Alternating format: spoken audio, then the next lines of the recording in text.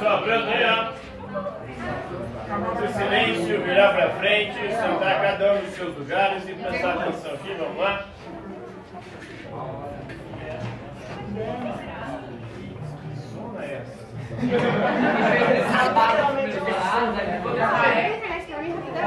Vamos lá. Ô, professor, eu não cago ali não.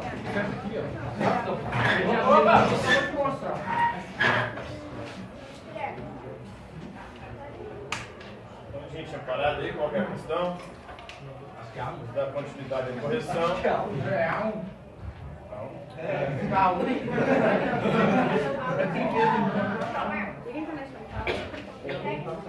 É verdade, teve prova, depois teve feriado, prova, feriado. Lembra de feriado fora, né? Tem um mês que a gente não tem aula. Yes! É quase isso, é quase isso. Então vamos lá. Qual que é a pergunta aí, onde a gente parou? Oi? Que o século XX é o quê? É considerado Uma era de incerteza. Três teorias vão colaborar para que o século XX seja considerado uma era de incerteza. Essa é a primeira pergunta, né? Então, o século XVIII e o século XIX foram séculos considerados séculos da certeza. Eles acreditavam que a luz da razão, que a ciência e a tecnologia resolveriam todos os problemas da humanidade. Mas já logo no início do século XX, em 1914, nós tivemos o quê? O início da Primeira Guerra Mundial. Pouco antes de 1905, na Rússia, nós tivemos o início de um processo que vai culminar em 1917 em quê? Revolução Russa. Em 1905 aconteceu o quê? Sangrento. Muito bem. Em 1917, nós temos a Revolução Russa. Começa a queda do czar, em fevereiro, os mencheviques tomando o poder, depois em novembro, outubro. Professor, é Vanderbilt. Quem é? É do C. Aí,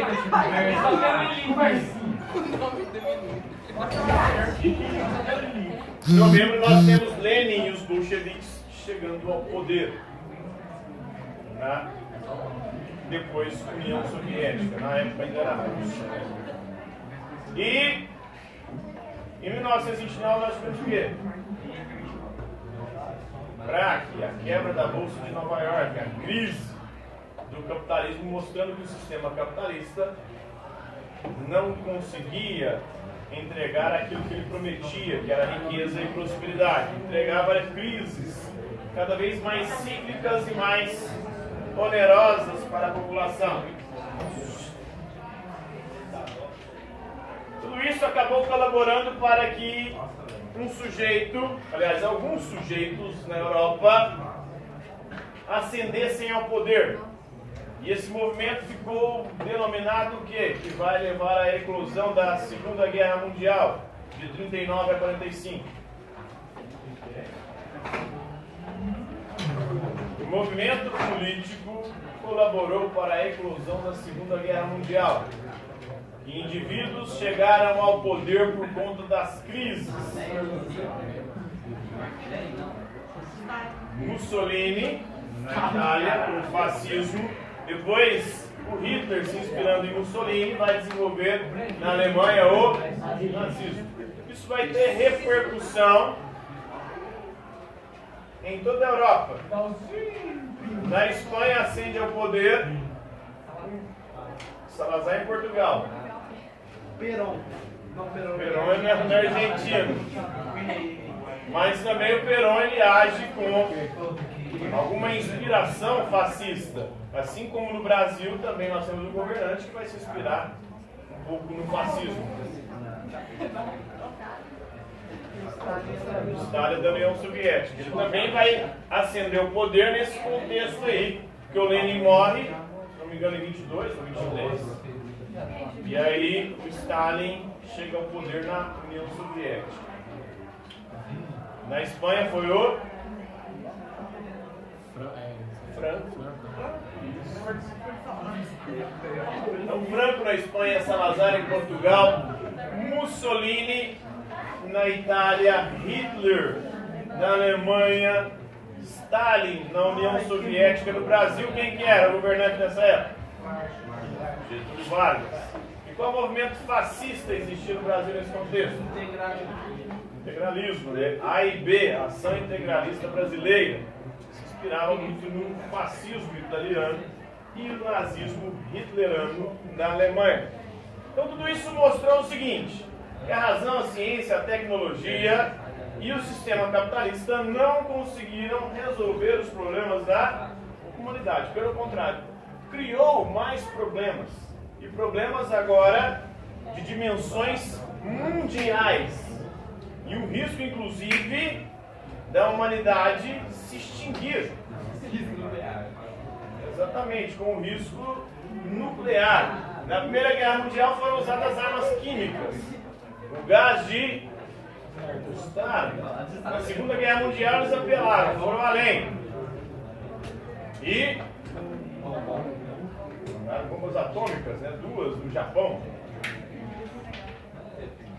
Então tudo isso aí vai fazer com que o século XX seja considerado o século das incertezas. O homem agora está incerto sobre o seu futuro. Será que a gente vai conseguir sobreviver a tudo isso?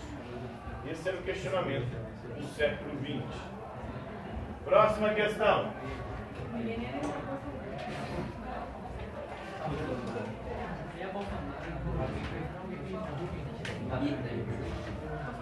Próxima questão.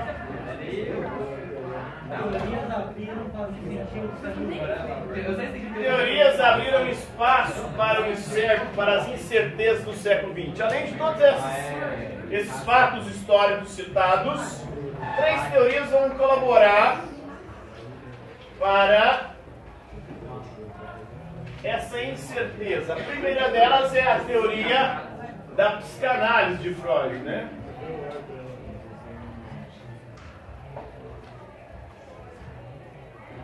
Análise é o quê? Analisar significa dividir em partes. Para você conhecer parte por parte de uma coisa.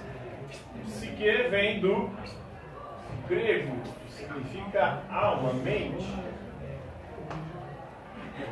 Então, o Freud, o criador, o fundador da psicanálise, ele vai dividir a mente humana em 3 partes. Quais são elas? Ele vai dizer que a mente humana é como um iceberg. A menor parte do iceberg é a que fica fora da água. Essa parte é o que ele chama de ego, ou a nossa consciência.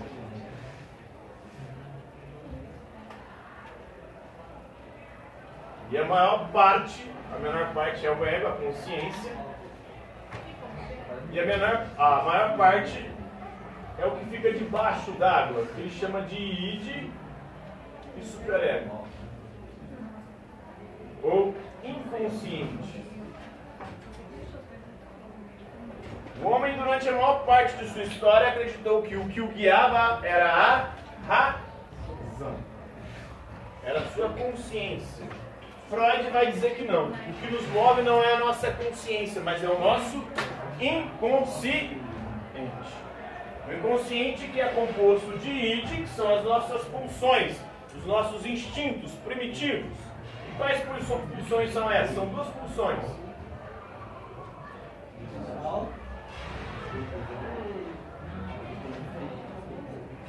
Eros e Thanatos. Eros é o impulso que? A pulsão que? Sexual. Por isso o erotismo. Eros é o cupido grego. Aquele que flechava as pessoas. Quando a flecha era de ouro, as pessoas se apaixonavam. Agora era em prata, as pessoas passavam a se odiar. E o Thanatos é o deus grego do quê? A morte.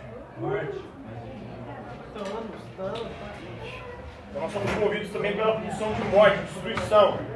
Então inconscientemente tudo que a gente faz é buscando o quê? O sexo e a Inconscientemente nós buscamos a morte como? Merda, né? Colocando a nossa vida em risco. Vendo coisa que vai fazer mal para a nossa saúde. Fumando, bebendo, dirigindo, fazendo esportes radicais. A gente está inconscientemente a todo momento buscando morrer. E a prova disso também são as guerras, os conflitos, a violência humana. O ser humano é um ser violento. E ao mesmo tempo a gente age pensando no sexo. Tem uma história que ilustra bem essas duas pulsões. Em outubro de 2017,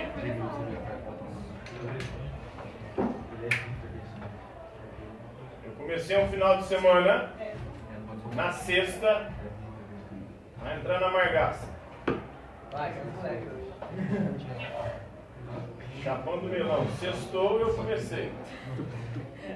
Foi sexta, sábado, domingo, sem dormir direito e comando, né? Na segunda-feira começaria a semana do saco cheio. No domingo, eu, movido pela pulsão sexual, fui para o London à noite, tentando encontrar alguém para satisfazer os meus impulsos carnais. E aí, nessa ânsia, como eu tinha bebido demais, não tinha dormido direito. Formato. Deixa eu falar no formato do ensino também. Esse ano? Não foi o ano passado, por causa do BO lá? Nossa, 2017, nossa, esse é o luto lá. 2017. Esse é o luto. Que louco. É desgraçado. Eu estava movido também por Vélez, né? Por isso que eu não fui ano passado, para não dar mais errado. Então, movido pelo Eros, eu quase encontrei, foi com Ana. Porque voltando da boate, eu dormi no volante e chapei o poste. E aí, minha sobrancelha ficou no para-brisa do carro. E eu sobrevivi por sorte, estava sem cinto de segurança. Por isso mostra que a gente é movido pela pulsão sexual. Porque ele me levaram para o hospital, né? Era para eu ter sido preso mesmo. Se eu tivesse permanecido intacto, se eu tivesse cinto, eu tinha sido preso. Pois é. Não tinha sido preso, eu teria que pagar o poste, eu teria tido só prejuízo. Apesar de que eu tive o carro do pedreiro, perdi o carro, estou pagando ele até hoje, o carro não tem mais. E o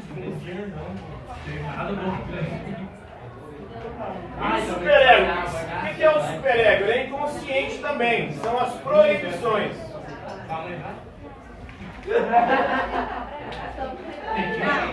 Desde criança, vai sendo incutido no nosso inconsciente. Gente, vai sendo incutido no nosso inconsciente. Gente, proibições. Os pais vão falando, não pode isso, não pode aquilo, às vezes até bate, né? E aqui vai ficando gravado no seu inconsciente. E aí você vai parando de fazer as coisas. Eu lembro do meu irmão, no aniversário dele. Ele estava fazendo 3 ou 4 anos de idade. E todo mundo foi procurar meu irmão, porque ele tinha desaparecido na hora dos parabéns. Encontramos ele no quarto com a minha prima, os dois pulados. Ele tinha 4 anos de idade. Ele insiste, é sua prima. E aí ele apanhou, minha mãe bateu nele, minha tia bateu na minha prima. Nunca mais eles fizeram aquilo, né? Pelo menos. E vocês sabem. É. Aí sua tia não. A prima tinha quantos anos? Foi incutido no superego essa proibição, não pode, né? Primo com primo e também naquela idade, oi? Minha prima acho que era um ano mais nova, que devia ter 3 anos de idade. Quatro, três. Moleque é avançado dele.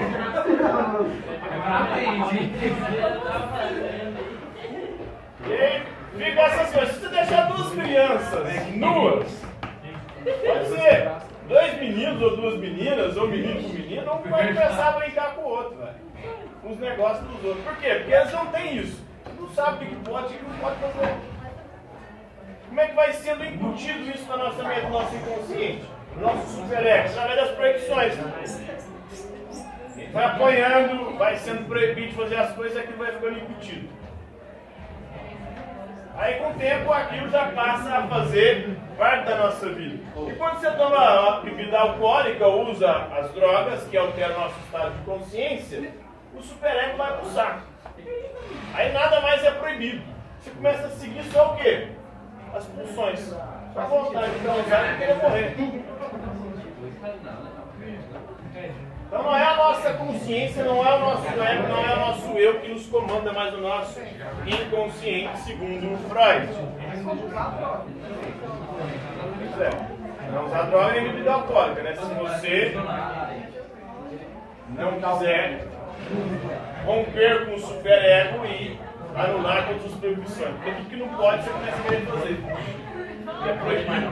Tudo que normalmente você não faz, porque o superego te trava de fazer, você faz. Sai andando nu.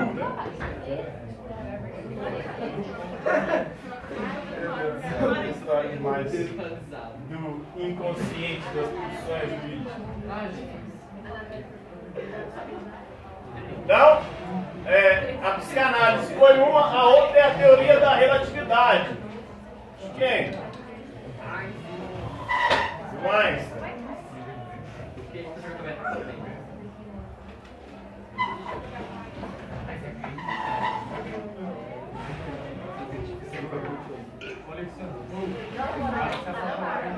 Então Einstein vai dizer que o tempo e o espaço são relativos. Quando a gente olha para o céu à noite, nós estamos vendo o quê? As estrelas e o passado. Você acha que aquelas estrelas estão lá, mas a luz delas, na verdade, estão viajando no tempo e no espaço.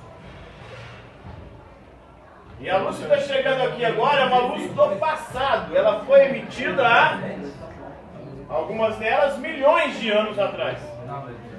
Pode ser que aquela estrela nem exista mais. E a luz dela está viajando no espaço. Então, para o Einstein, o tempo e o espaço são relativos. Se alguém que habitasse naquela estrela olhasse para o nosso planeta, neste momento, lá, ela não veria a gente hoje, agora, que ela veria o nosso passado. Dependendo do tanto de milhões de anos, né, poderia até ver os dinossauros.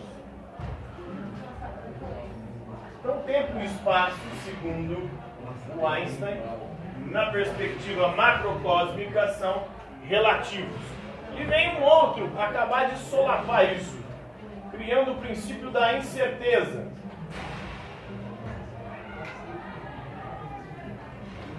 Que é o Heisenberg.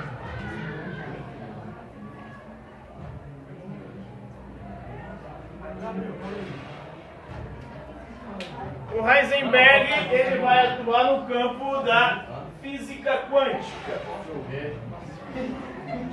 E aí, no mundo microcósmico, ou seja, no universo atômico, não é possível você chegar às conclusões que a gente chega no macrocosmo, as relações de causa e efeito. Porque, segundo ele, quando você identifica a posição de um próton, por exemplo, um elétron, você não consegue determinar a velocidade dele. Se você determina ou consegue identificar a velocidade, você não consegue estabelecer a posição que ele ocupa.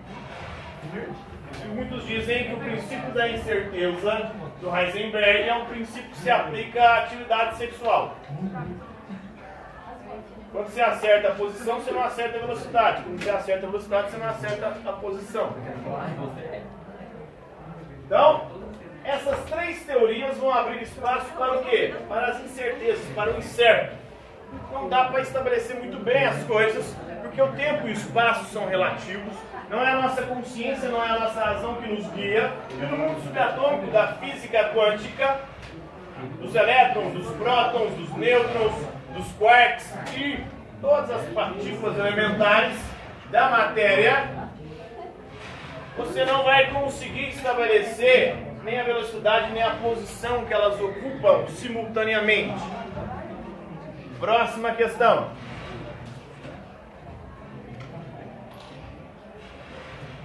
A próxima questão.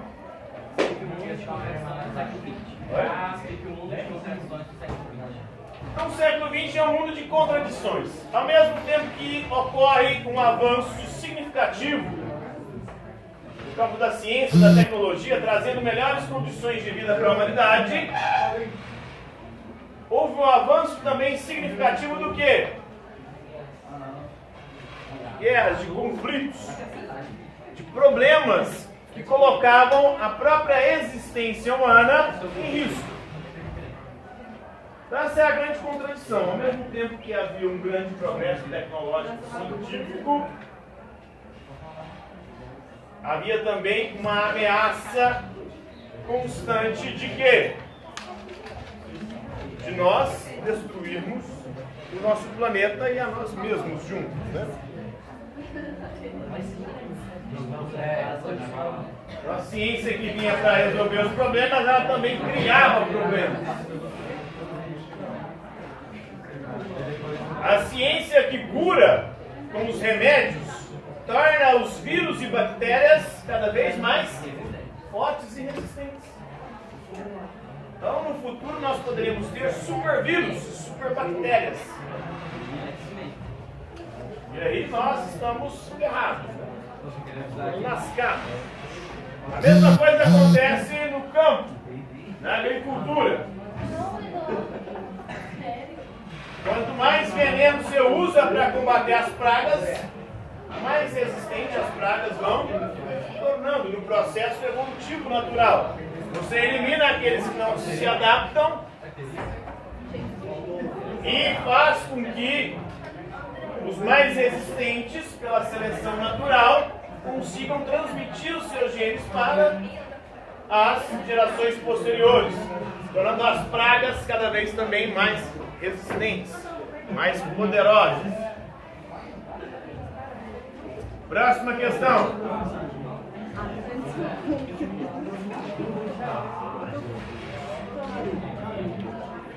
Próxima questão.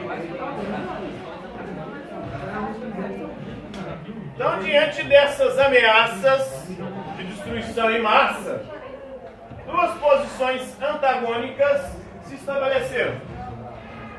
Os otimistas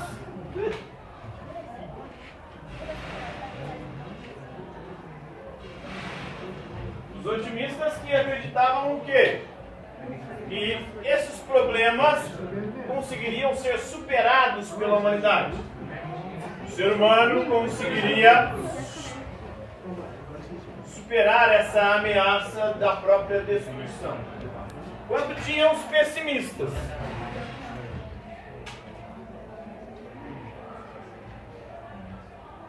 que acreditavam que a gente estava cavando a nossa própria cova e que no futuro próximo nós nos exterminaríamos. E vocês, são otimistas ou pessimistas? Vocês acham que a gente está caminhando para um mundo cada vez melhor ou estamos caminhando cada vez mais para a nossa própria sepultura?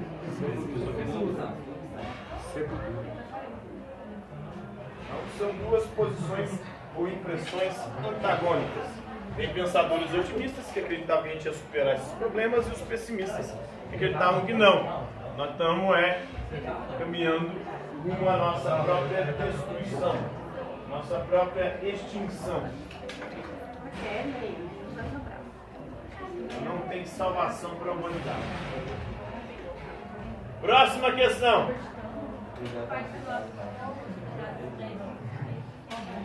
Oi?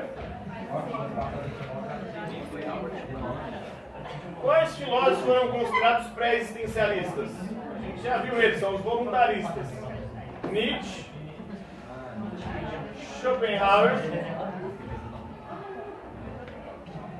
e Kierkegaard.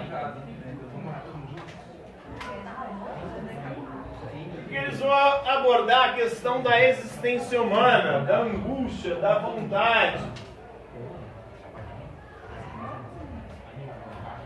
do sofrimento humano, da felicidade, da infelicidade. Então esses três aí são considerados pré-existencialistas.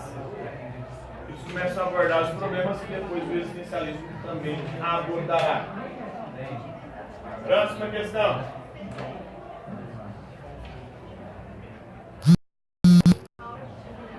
Quem foi Albert Camus? Escreve Camus, mas pronuncia-se Camus, porque o S em francês não se pronuncia e o U ganha o som de I. Ele é francês, na verdade ele é argelino, né? Mas descendente de francês. Viveu no século XX e um dos principais representantes do existencialismo. E o que ele dizia? Segundo Albert Camus, a existência humana é um absurdo. Um absurdo por quê? Porque ela não tem sentido.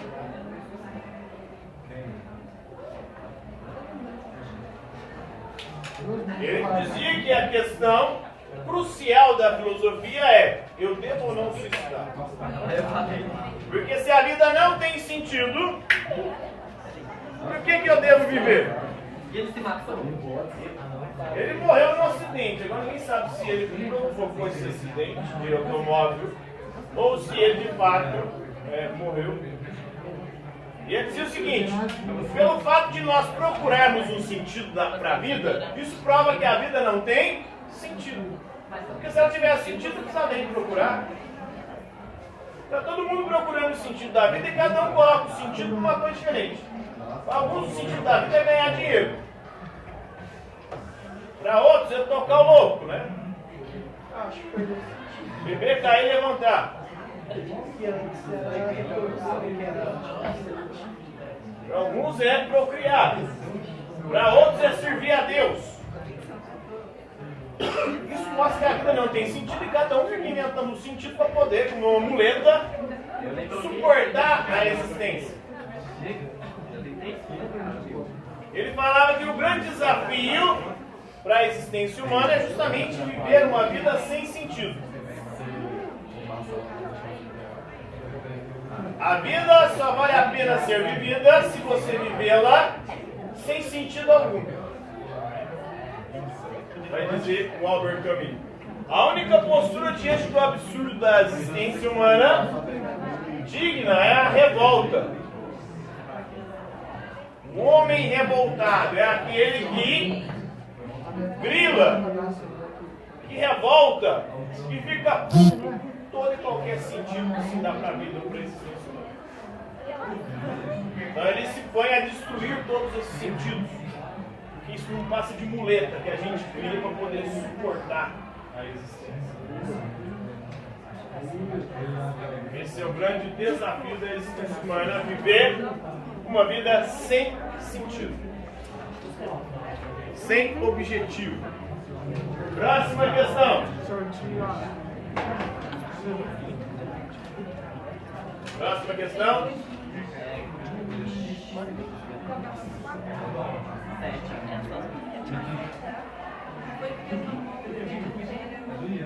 O que foi a fenomenologia?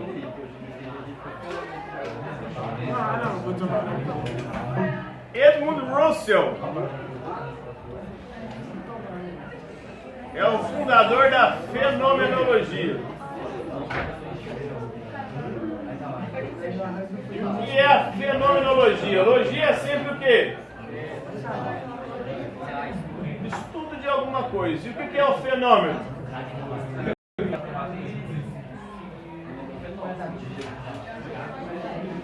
Fenômeno é a aparência. Fenômeno é aquilo que aparece para a nossa consciência.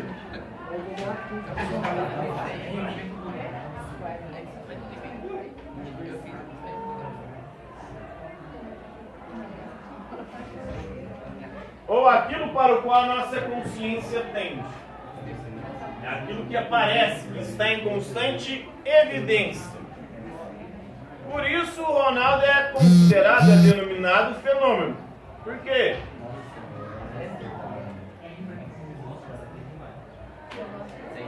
Por que o Ronaldo é chamado de fenômeno? Porque ele está sempre aparecendo em evidência, ou estava, né? Ainda está. Não tanto quanto outrora, mas ainda permanece aparecendo muito em evidência. Antigamente ele aparecia muito por conta do seu futebol. Depois ele começou a aparecer por causa dos travestis. E agora é quase impossível ele não aparecer, dado o seu formato redondo, né? Está muito em evidência, não tem como ele passar por algum local sem ser notado. Então a fenomenologia é o estudo da aparência daquilo que aparece para a nossa consciência, ou para o qual a nossa consciência, como algo intencional, tende aquilo que está em evidência para a nossa consciência. Segundo o Edmund Russell, ou a fenomenologia, ela deve voltar às próprias coisas para descrevê-las. A filosofia no século XX, ela vai fazer uma virada linguística. Em vez de ela se preocupar com as coisas, ela vai se preocupar com a linguagem que descreve as coisas. E aí o Russell, na sua fenomenologia, vai dizer que nós devemos voltar para as coisas mesmas e buscar descrevê-las. A religião, por exemplo, para a filosofia analítica da virada linguística, ela é algo sem sentido. Por que é sem sentido? Porque ela trabalha com coisa que não existe. Coisa que a gente não pode perceber com os nossos sentidos. Eu não posso ver Deus, eu não posso ouvir Deus, eu não posso tocar Deus, eu não posso sentir o cheiro nem o sabor de Deus. Então, para eles, a palavra Deus é uma palavra sem sentido, porque ela não corresponde a nada real, concreto, palpável. E aí o Russell vai dizer que não, tem sentido sim essa palavra.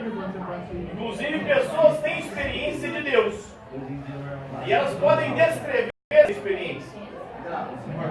Por quê? Porque o fenômeno religioso é um fenômeno que aparece para a nossa consciência, ou para o qual a nossa consciência tende, como intencional que é. Então essa é a briga entre a fenomenologia e a filosofia analítica. Próxima questão. Oi? O que eles querem? Então, nós devemos estudar os fenômenos, tudo aquilo que aparece na nossa consciência. Mesmo aquelas coisas que muita gente diz que não existem, se o ser humano pratica aquilo, ou mantém contato com aquilo, ou faz aquilo, é porque existe para a nossa consciência. É um fenômeno que nós podemos descrever. E a fenomenologia ela busca isso, descrever os fenômenos. Então a religião, ela existe. Tem muita gente que, essa semana foi São João Batista, né, dia 24, estava até novena ali, o povo estava na igreja aqui. É um fenômeno que existe. Você pode escrever esse fenômeno. O que as pessoas fazem na religião? Elas prestam culto a algo que elas consideram sagrado. E como que elas prestam culto? Através de um rito. Tem um ritual que eles seguem para poder prestar esse culto. Então você pode escrever o ritual para escrever o culto, pode escrever aquilo que eles acreditam. Já para a filosofia analítica, a religião é algo sem sentido. Por quê? Porque não corresponde a nada na realidade. O povo ali está trabalhando com ilusões. Essa é a briga dos dois. Próxima questão. Tudo que era abstrato, a filosofia analítica queria abolir. Quem foi Martin? Quem foi Martin Heidegger? E a fenomenologia ela vai exercer influência sobre o existencialismo.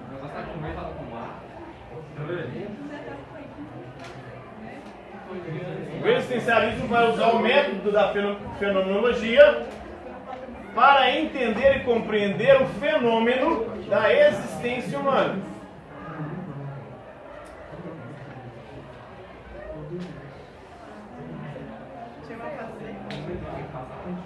E aí esse fenômeno da existência humana, para a filosofia analítica, também é um fenômeno abstrato. O que é a existência humana? Não tem como eu falar da existência humana cientificamente, porque a existência humana é algo subjetivo. Cada um vive e existe de uma maneira diferente. Não tem como estabelecer uma ciência para analisar essa existência. Mas o existencialismo se volta. E aí temos o Martin Heidegger.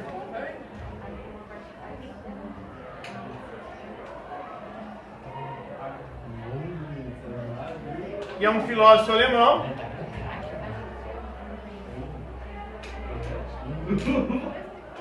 que viveu no século XX e um importante representante do existencialismo. Ele volta à questão do ser. Ele vai desenvolver uma ontologia. Logia é sempre estudo. Ontos em grego quer dizer ser. Ele vai empreender um estudo do ser e depois denominarão isso de existencialismo. Um estudo da existência humana. Mas ele não gostava de ser chamado de existencialista. Preferia dizer que ele fazia uma ontologia. E no seu estudo do ser, ele vai diferenciar o ser e o ente. O ser é o geral. E o ente é o particular. Quando eu falo de ser humano, eu estou falando de algo que é geral. Todos nós aqui somos seres humanos, ou não? Tem alguém aqui que não é humano? Tem alguns que até parecem não ser desse mundo. Mas, até que se prove o contrário, todos nós somos humanos. Então, o ser é geral. Agora, cada um de nós aqui somos um ente diferente. A própria palavra diferente quer dizer isso. É um ente, ou somos entes que não somos iguais uns aos outros, em vários aspectos. A palavra doente designa um ente que está o quê? Ué? Sim, enfermo. Um ente que está enfermo. Parente é um ente o quê? Próximo, que pertence à mesma família da gente, né? Então o ente é o particular, é o individual, o ser é o geral. E ele vai empreender uma análise do ser humano de forma geral e do ente humano em particular, na sua obra O Ser e o Tempo, onde ele diz que o ser humano é um ser temporal, ou seja, nós somos limitados pelo tempo. A gente tem um começo e tem um fim. Por isso ele vai dizer que o ser humano é um ser para a morte. Nós temos sempre diante de nós a possibilidade de morrer. Tem um termo que ele usa para designar o ser humano, que é o Dasein também, é um ser aí. Nós fomos lançados desse mundo. Alguém que pediu para nascer? Não. De repente você se viu aqui. E se viu aqui diante de uma situação tanto quanto complexa, sendo não ser quem você é, mas quem os outros querem que você seja. Forçada a viver uma existência inautêntica. O que é uma existência inautêntica? Desde quando a gente nasce, a gente é lançado no mundo. Você vê lá, sua família começa a te pressionar para você ser como eles querem que você seja. Você sai da família e você vai para a escola. Na escola você não pode ser quem você é. Você tem que ser quem os outros querem que você seja. Aí você vai para o trabalho. No trabalho você não pode ser quem você é. Você tem que ser quem o seu patrão quer que você seja. Aí você arruma um parceiro, uma parceira. A pessoa não quer deixar você ser quem você é, quer transformar em quem ela quer que você seja. Então está todo mundo a todo momento querendo mudar a gente. Aí de repente você se percebe, peraí, eu não sou quem eu sou. Eu me transformei em quem os outros queriam que eu fosse. Isso gera em nós a angústia da existência inautêntica. Porque você percebe que você não se tornou quem você queria ser, você se transformou em quem os outros queriam que você fosse. Isso te faz sofrer, te faz experimentar angústia, mas a angústia é importante. Porque é ela que vai fazer você buscar uma existência autêntica. Ou seja, a romper com os projetos que os outros fizeram para você e começar a construir e concretizar o seu próprio projeto. Acabou o horário, hein? Acabou. Não falou nada?